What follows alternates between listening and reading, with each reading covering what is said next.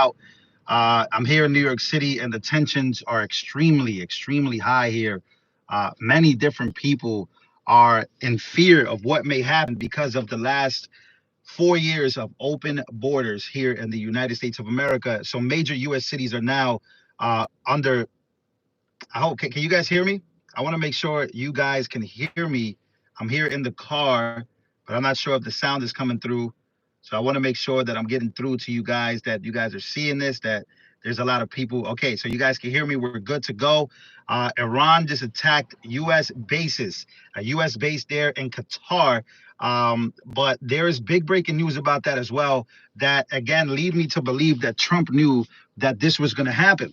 So here we go. So U.S. cities are now under high watch alert. We are under alert. The closest U.S. bases in Iran or in Qatar, Bahrain, Kuwait, and Iraq. The one in Qatar was just struck, but there was preemptive warning. A preemptive warning was given. Why?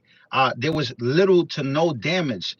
Is Iran as strong as a lot of people anticipate that they are, or are they just as weak? They warned Americans on the base. Why? If the damage was to actually go to war with the United States of America, why give a warning? Well, this shows, in my opinion, that the Trump move may have just worked.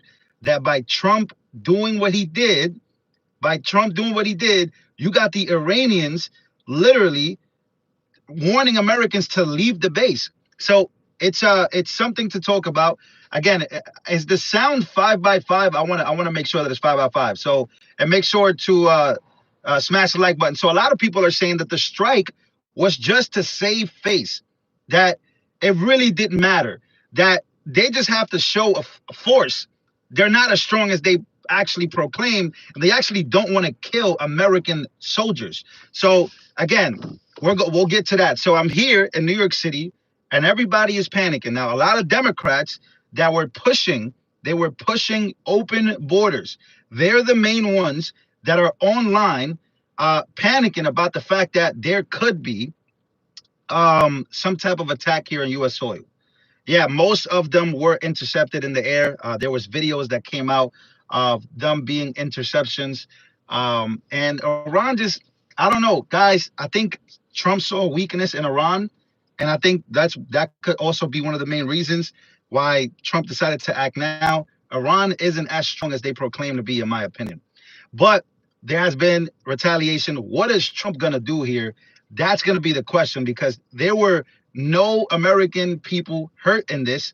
And nothing pretty much happened. They were just out there saving face, and nothing much happened. So what is Trump going to do? That's the main question.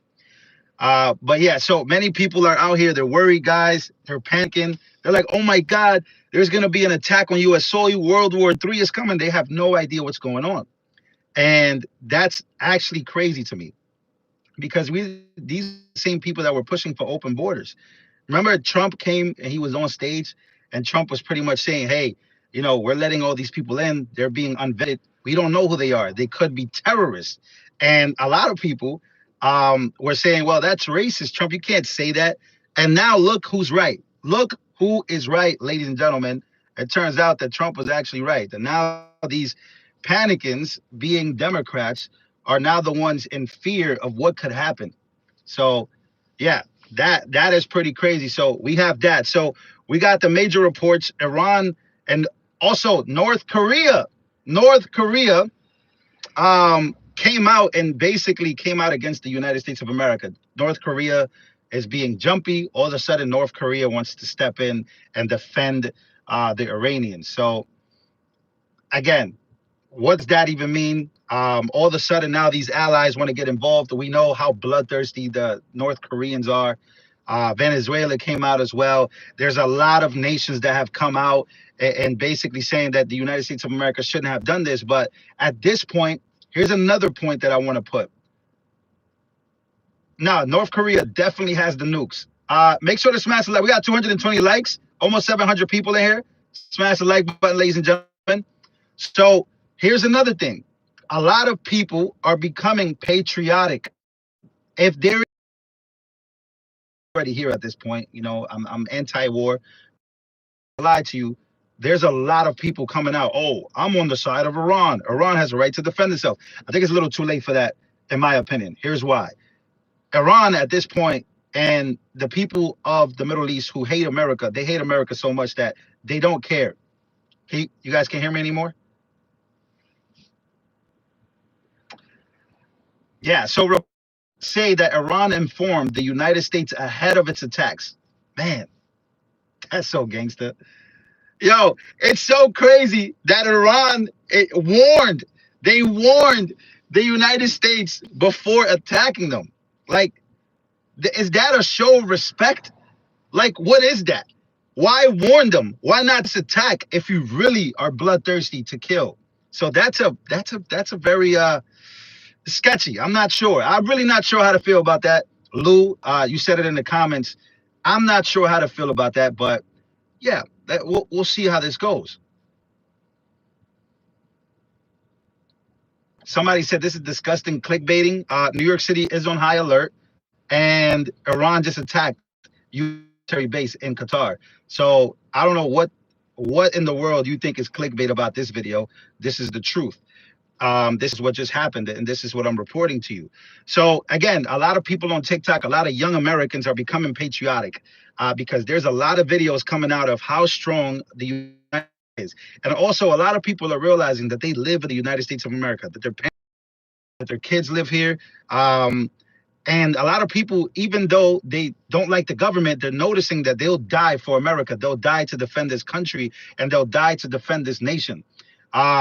So that's what's going on. Like, a lot of people are anti-war, but they're also ready to die for America if necessary, which is actually something that's very, I'm confused about that. I don't know what to think about. You know, a whole bunch of people basically saying, usually don't even like Trump. They're saying, well, you know what, Iran, you can, because Iran have been posting a lot of messages online. They've been posting a lot of messages on social media, and they've been saying that everyone will feel it. Everyone's going to feel this. Well, it looks like not everybody is going to feel it in Qatar because you gave the U.S. a warning. So again, Trump saw that Trump saw that Iran was weak. He decided to act on it. That was his decision. Now, is this going to be a full-blown war? How does Trump win here if no war breaks out? If no war breaks out, that's how this happens. But Israel wants a war. Israel wants regime change. Republicans want regime change. So what's going to happen? That's the biggest question. What is going to happen next? Are we going to go out to a full-blown war? Are we going to invade? Are we going to try to get regime change? That's the biggest question, because there's a lot of war hawks and a lot of war-hungry Republicans and Democrats and Bibi Netanyahu that could be next. But somebody said something in the comments just now that I want to read. A false flag. What is a false flag? Well, it could be an attack perceived to be another country, so we can go to war with them. Or again, many people say that 9/11 could have been a false flag. I know we've had that conversation plenty of times. So we'll see. We'll see what happens here. I want to read some of your guys' comments of how you guys feel about this. Somebody said, settle down. Oh my God. Somebody said that this is Soleimani 2.0. What is Soleimani 2.0? Remember when Trump killed Soleimani in Iran? Again, he's been doing this for a long time. He's been targeting Iran for a long time. This is nothing new. And what was the retaliation from Iran at that moment? It was really nothing. They showed some force. They showed that they're going to do something about it. And then it just all went away. Is this a Soleimani 2.0? That's the question, because a lot of MAGA is split divided on this issue because they think that Trump just acted to go to war, that eventually the Americans will have to pay for this war.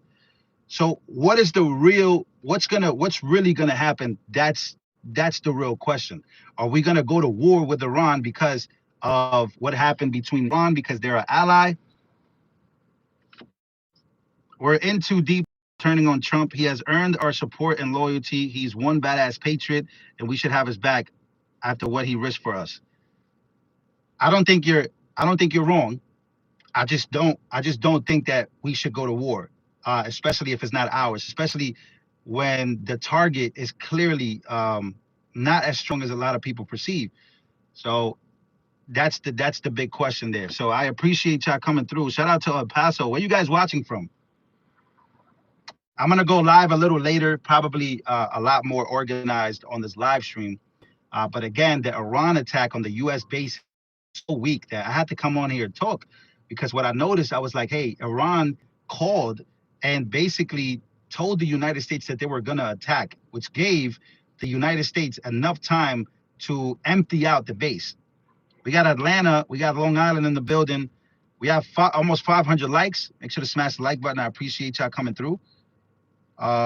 Michigan is in the building. Shout out to Michigan, Atlanta, New Mexico. Watch the Prince of Iran talking to the Iranian people. Okay, I'll probably go look at it. It's all live on CNN. Of course it is. We have Nashville, Colorado in the building. Albany, Knoxville. Qatar took the missiles out before they hit. Yeah, for sure. No, Qatar did their thing. Miami, Florida, Maine is in the building as well. So again, remember, they told us that if a false flag happens, it's going to happen here in the United States of America. So that's really what a lot of people are worried about. I would say that a lot of people that wake up every day, they wake up with an anxiety that something could happen in the United States of America. And that's why a lot of people are being prepped up. A lot of people are prepped up mentally for it and physically, but not in the cities. I'm going to be honest. The cities are the most vulnerable.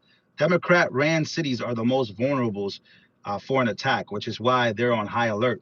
Mayor Adams just came out just the other day. He was like, New York City is on high alert of an attack that could happen at any moment. So we're going to see exactly how this goes.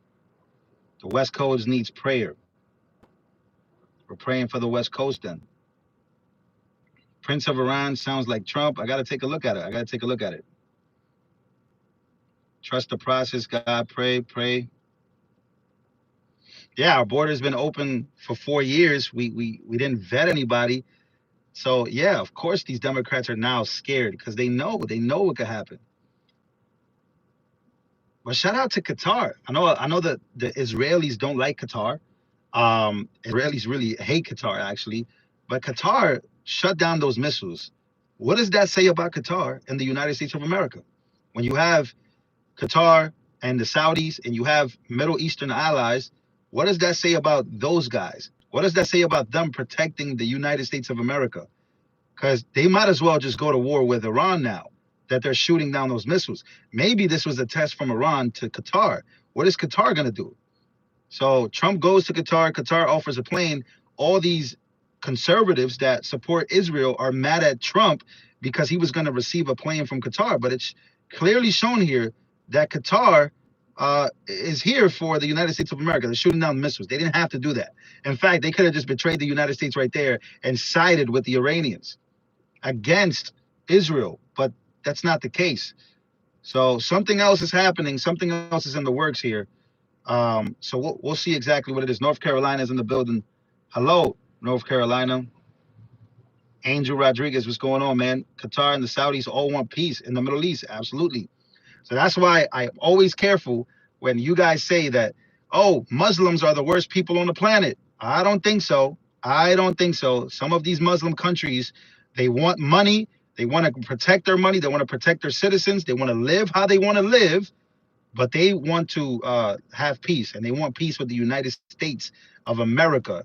And they don't want to intervene with how we live, and they don't want us to intervene with how they live. And that's something that is a huge problem for Israel, because Israel believes that all Muslim countries are against them, and that's where things go back and forth.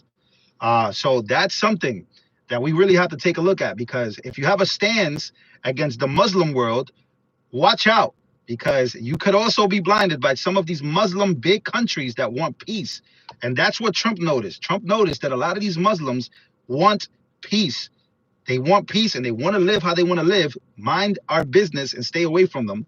That's what they want to do.